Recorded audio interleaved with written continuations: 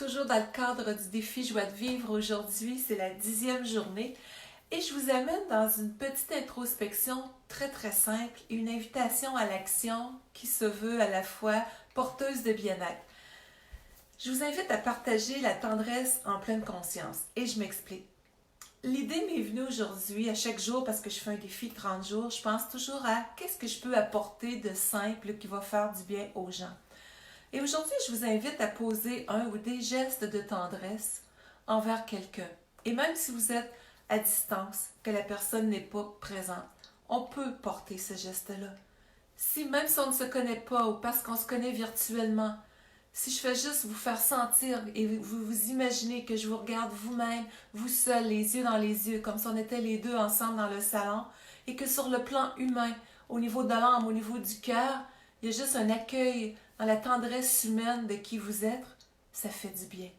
Donc, si vous êtes en personne avec votre famille, avec des proches, ça aussi, ça fait du bien. Bonjour Angéline, bonjour Jean-Marc, ça fait longtemps en direct de Belgique. Alors, je vous invite à me mettre un petit cœur, un petit pouce, ça me permet de savoir que vous êtes là. Bonjour Bernard aussi.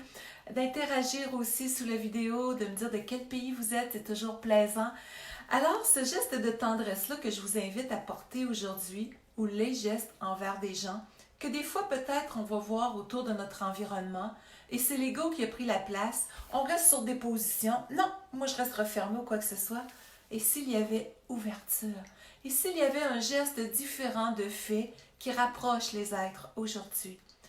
Et comment je suis inspirée pour cette petite capsule-là? Oui, ça fait partie de mon essence, je porte beaucoup ces valeurs-là, et puis j'ai vu une petite vidéo aujourd'hui qui m'a beaucoup interpellée, que j'ai partagée sur ma page personnelle. Je pourrais vous mettre le lien sous la vidéo tantôt.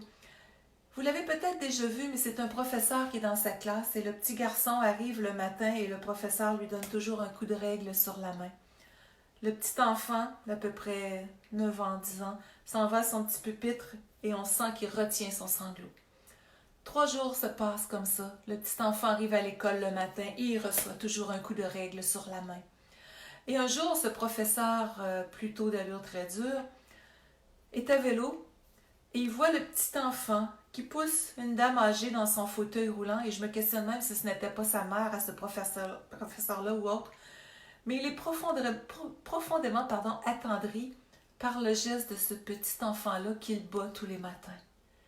Et arrive le prochain matin, le petit enfant se présente à sa classe. Le petit enfant, dans son rituel, il est habitué d'être battu, présente sa main au professeur. Et le professeur prend la règle, la met dans la main du petit et tend sa main au petit pour qu'il soit frappé à son tour parce qu'il a été touché de voir le cœur du petit. Et qu'est-ce qu'il fait finalement? Le petit ne frappe pas. Et le professeur est immergé par la tendresse de l'enfant, lui tend les bras, le prend dans ses bras. Comme ça. On est dans une dualité dans le monde en ce moment plus que jamais. Ces deux facettes-là qu'on retrouve chez l'être humain se retrouvent aussi au plan planétaire. Alors moi, je rêve du jour où est-ce que la tendresse de l'humain comme individu va être assez grande que la bascule qui fait que les forces qu'on n'aura pas à décrire aujourd'hui, mais je vous invite à voir la vie en ce moment au-delà d'un virus, au-delà de tout ce qui peut être derrière aussi, qui est en train, je l'espère, de s'effondrer pour un monde meilleur, un monde de paix au cœur de soi et sur notre belle planète. Alors, c'était tout simplement ça. C'est une réflexion peut-être en pleine conscience élargie. Oui, je pense que c'est important de les avoir, ces réflexions-là, de les partager tous ensemble. On a deux spirales par rapport auxquelles on peut s'identifier. La spirale noire du professeur qui battait l'enfant et qui, quand on se connecte à l'ego, à la fermeture qui nous empêche d'être lumineux, puis avec nos proches des fois, de ne pas plonger dans la vie qui nous est servie sur un plateau d'or parce qu'on est en santé puis qu'on a un toit sur la tête et de quoi manger, et on s'ostine pour des choses banales, quand on peut en arriver justement à se connecter sur la spirale de l'amour, de la tendresse, de l'évolution, qui va faire que notre monde, notre intérieur et le monde qui nous entoure et la planète vont devenir une sphère de plus en plus, et nous ne sommes pas utopiques de penser que c'est possible de créer quelque chose qu'on sent qu'on porte au plus profond de notre être. Quand on est dans ce courant-là de conscience, alors ensemble, connectons-nous sur cette spirale-là pour faire en sorte que notre monde soit un monde où est-ce que la tendresse, la bienveillance, l'amour vont être là et que nous soyons capables d'être déloyaux à des anciennes façons de faire et d'être qui ne nous ont pas amené la paix nécessairement. Alors là-dessus, que ferez-vous aujourd'hui pour amener un peu plus de tendresse autour de vous et envers vous-même? Pour plus d'informations, de ressources et tout ça, lynnbolduc.com.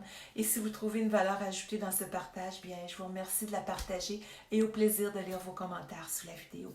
Bye bye, à demain!